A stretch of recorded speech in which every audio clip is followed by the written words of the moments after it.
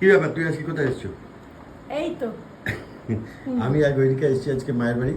এখানে বাবা রয়েছে, বাবা সব ঠিক আছে? সব ঠিক আছে। ভেরি গুড, বাবা হলো হ্যান্ডসাম। আর তোমার কি খবর? আমি সবসময় ওকে, শুভ জন্মাষ্টমী। শুভ সেম টু ইউ। হ্যাঁ, মা এখন আর যেতে পারে না, তাই জন্য না। মায়ের জন্য আনা হয়েছে এখানে। এই যে আমি খাবো। হ্যাঁ, আর আরে- তাহলে কি আছে, খিচুড়ি এটা আছে না, ওপরে ওপরে কি আছে? ভোগ ক্ষীর। ভোগ ঠাকুরের ভোগ। ঠাকুরের ভোগ আছে। আমি খিচুড়ি বলতে কি বলছি, ঠাকুরের ভাজা, ভোগ। পায়েস, চাটনি এসব মা ভালোবাসে। মা বলছে তালের লুচি লুচি করে দিয়ে আসবে। বড়া, তালের কি মা আমরা নাসিক ছিল, তাল- এখন নাসিক থেকে চলে এসেছে। মা এখন এখানেই থাকবে বলেছে।